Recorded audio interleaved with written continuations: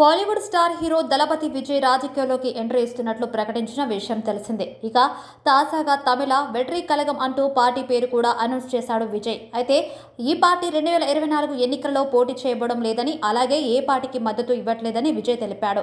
General executive council meeting కోసం ఈ నిర్ణయం తీసుకున్నట్లు ఆయన ప్రకటించారు. ఇక తన చివరి సినిమా కూడా దళపతి 69 అనే పేరు చెప్పాడు. ఆ తర్వాత పూర్తిగా రాజకీయాలపైనే దృష్టి పెడుతున్నట్లు చెప్పి ఫ్యాన్స్ కు బిగ్ షాక్ ఇచ్చాడు. అయితే ఈ విషయం అలా అనౌన్స్ చేశాడో లేదో అప్పుడే విజయ్ తర్వాత ఆ ప్లేస్ ను ఎవరు భర్తీ చేస్తారంటూ అభిమానులు ఎదురు చూస్తూ ఉన్నారు. మరోవైపు విజయ్ సినిమాలు మానేయడం తమిళ సినిమా బిజినెస్ కు బాగా దెబ్బ పడుతుందని, ఆయన ఫ్లాప్ సినిమాలు సైతం ఇక్కడ నుంచి బిజినెస్ ను చేస్తాయని మాట్లాడుకుంటున్నారు కొందరు. ఇదిలా ఉండగా విజయ్ చివరి సినిమా దళపతి 69పై అందరిలోనూ ఆసక్తి నెలకొంది. మరి ముఖ్యంగా టాలీవుడ్ ఆడియన్స్ కూడా ఈ సినిమాపై మాట్లాడుకుంటున్నారు. ఎందుకంటే విజయ్ లాస్ట్ సినిమాను ప్రొడ్యూస్ చేస్తుంది మన తెలుగు నిర్మాత డివివి దానయ్య. ఈ సినిమాను పొలిటికల్ నేపథ్యంలో ఉండేలా ప్లాన్ చేసుకుంటున్నాడట దళపతి. ఇక ఓ వైపు ఓ సినిమాను వెంట్రి మ్యారన్ దర్శకత్వం వహించబోతున్నాడనే టాక్ కూడా బాగా వినిపిస్తుంది.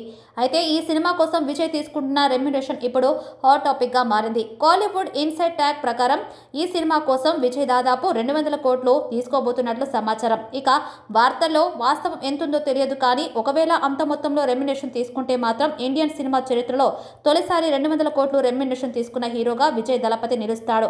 ప్రస్తుతం విజయ్ వెంకట్ ప్రభు దర్శకత్వంలో గోడ్ సినిమా చేస్తున్నాడు విజయ్. ఇది పూర్తి కాగానే దానయ్య సినిమా సెట్స్ పైకి రానున్నట్లు తెలిపారు. ఇక ఈ విషయంపై మరిన్ని వివరాలు తెలియాలంటే మరికొన్ని రోజులు వేచి చూడాల్సిందే.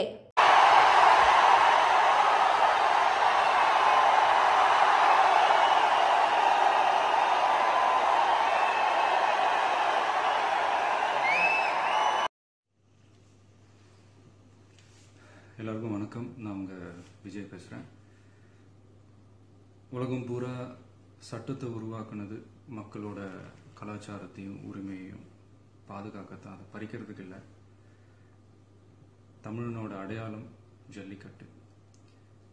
எதையும் எதிர்பார்க்காம, யாரோட தூண்டுதலும் இல்லாமல், எந்த விதமான கட்சி பேதமும் இன்றி தமிழ் என்ற ஒரே உணர்வோட இந்த போராட்டத்தில் குதிச்சிருக்கிற அத்தனை இளைஞர்களுக்கும் நான் தலை வணங்குறேன்.